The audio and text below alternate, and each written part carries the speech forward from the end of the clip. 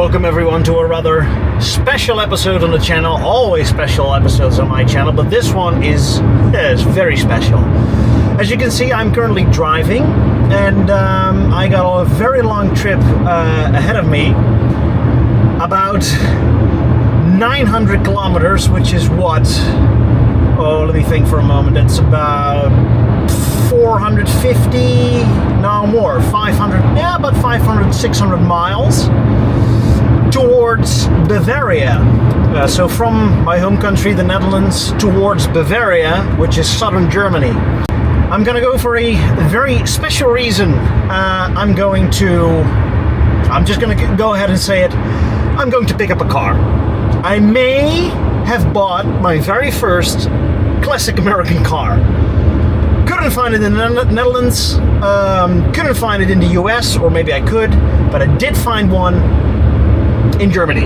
And so I'm heading there with my buddy to Germany, to southern Germany, driving all the way there to meet the owner, buy the car, and drive all the way back to home. So this is going to be an awesome road trip. Like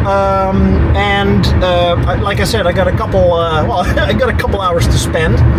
So, you know what, let me just, before I reveal what this car is, what my final decision is, and what I've bought and I'm about to pick up, allow me to inform you on my tastes and kind of the surge that happened before I settled for the car that I'm about to pick up.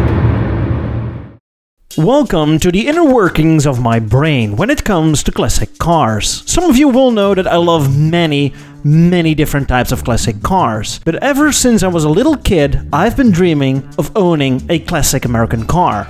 When it comes to owning one, naturally, I have some criteria. I tend to look for something that is in essence a good deal for a fair price. A car that is within budget, reasonably reliable, reasonable access to spare parts, that meets the driving characteristics I like, and yet something that is not often seen on car shows, and most of all, the best example I can find for the budget. So, in short, I look for classic American cars made between 1945 and 1975. Anything before that starts to become too cumbersome to drive, and anything beyond that slides into the malaise era, and I just don't like rectangular headlights and 5-mile-per-hour bumpers.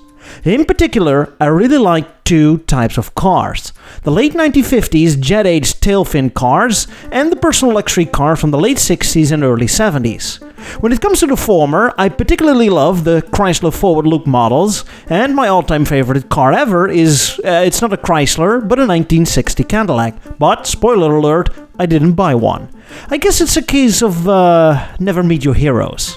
When it comes to the latter, I particularly like the greatest hits from GM's Bill Mitchell era. Think of the Buick Riviera, the Olds Toronado, and the Cadillac Eldorado. You know, pretty much the driveway of Adam from fellow YouTube channel Rare Classic Cars and Automotive History, along with a few other personal luxury cars made from that time.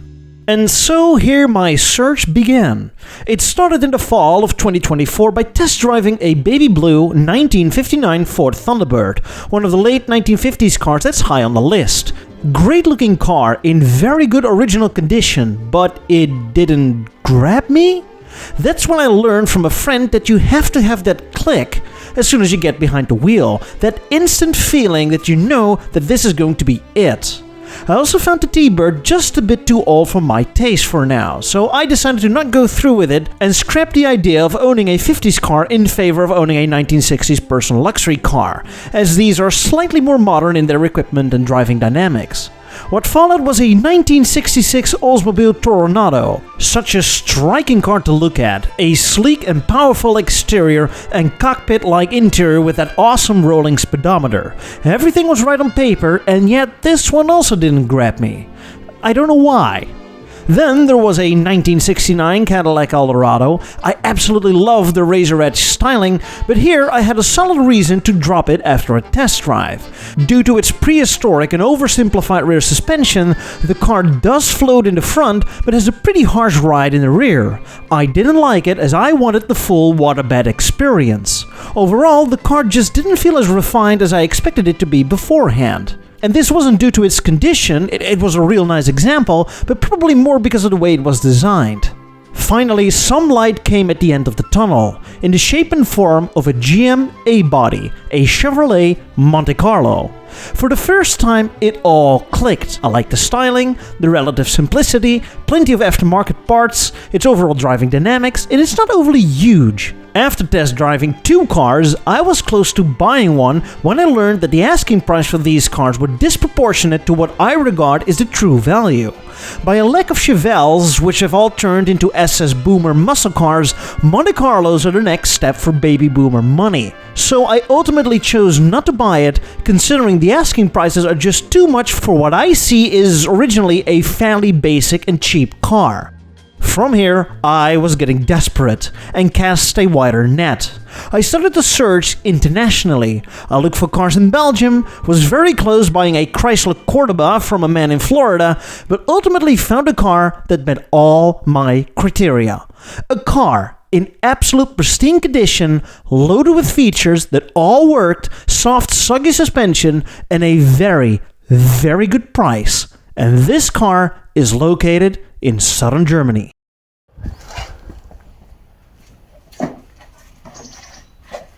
Nicely fresh and clean. Oh.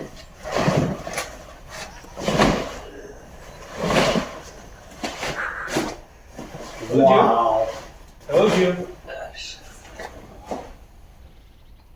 Oh, this is amazing. This car has its downsides, as every car has, but I'm sure that you got one of the best 70s cars that is available on this planet. Seriously. Wow. It's a little strange, you know. Usually it's the other way around. You go to like a seller of old cars, and then you first look at the car, and then you decide to buy it or not. But now it's the opposite still. Well, you made a good decision. I'm really convinced. You made a really good decision. I did it. Okay. No, that's hers. Congratulations. So, it's beautiful. That is your new car. She's open. Battery is not switched on, but we can change that.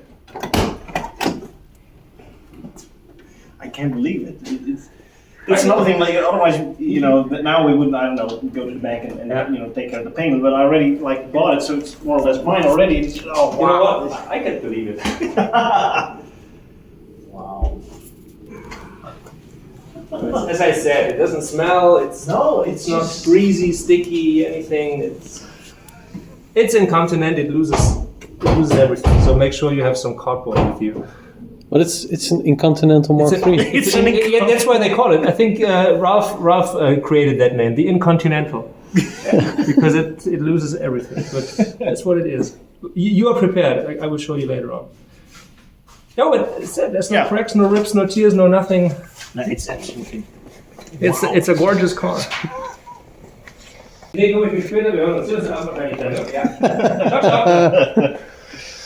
Yeah, can I just start?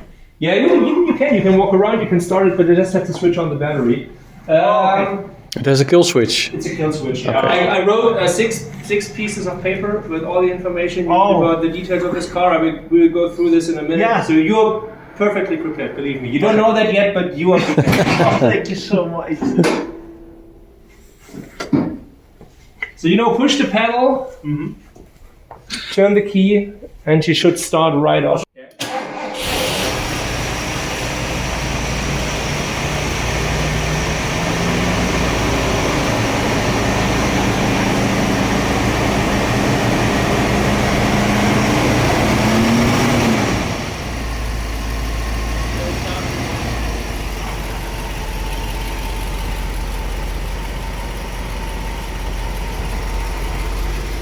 You also see there is no fog, no nothing. She starts up very quick. We will come up with some condensed water now, but Okay. Yeah, but that's normal. She loses oil, but she doesn't consume oil. Right, yeah. There's oil, but she doesn't burn oil.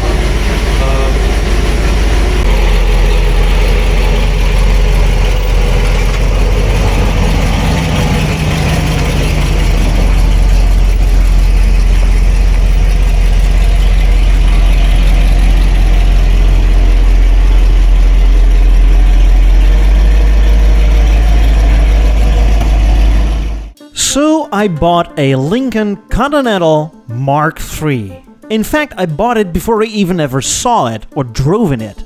But I had some very good contact with the owner and he showed me every possible nook and cranny of the car before I made the final decision. Because of this, I effectively owned the car before I owned the car. So, what now? Well, drive to the local registration office and transfer the title, as well as take care of proper plates. And this required a little effort. When you like literally bought your American car, This is the like first maintenance I'm doing on my I'm wrenching on my car. a few moments ago he bought it and now he's already working on it. Oh. And so what is left is the exact same route back home from which we came. Another 900 kilometers or 500 miles ready to burn. And we did it in one day. The maiden voyage. Why did I decide to drive it home myself? Well, isn't this just part of the adventure? Weren't these cars just built for this very task? I also could outsource it to a company that would transport the car back to Holland, but last time I checked, sometimes some drugs get accidentally hidden in the compartments of the car. Those who get it, get it. So here we are on our way back. If you think I do this all by myself, then you're wrong, because I can't really steer two cars at the same time. My buddy Marijn, who you may know from his brown Buick LeSabre, he's all the way over there walking in his 70's hairstyle and sunglasses. Can you see it? Anyway, he is driving my car, and I'm driving the Lincoln. We are switching. How does it drive? You drove it for a couple hours now. It's an old car, I don't like old cars. You like it? Give me a Tesla. Sure. So he's been driving, what is now essentially my Lincoln, and I've been driving my own car, but we're going to switch now. So I'm going to drive the Lincoln for a while. And how do you like the Hyundai? The Hyundai is quite nice, quite comfortable, quite quiet. The Lincoln is also very good. So yeah, that's what we're up to.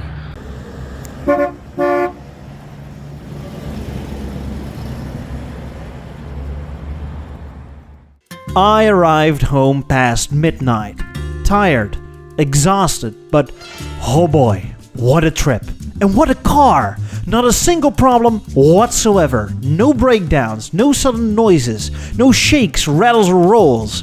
In fact, I drove back in utmost comfort, floating down the road in a luxurious Lincoln while being surrounded by soft leather, great tunes, and cold air. I love this thing. And so here it is, my 1970 Lincoln Continental Mark III. To be continued. If you wish to know more about the Lincoln Continental Mark III, click the video in the top left. If you wish to know more about my taste in cars, as well as Adam's from fellow YouTube channel Rare Classic Cars, then you might want to click the video in the bottom left.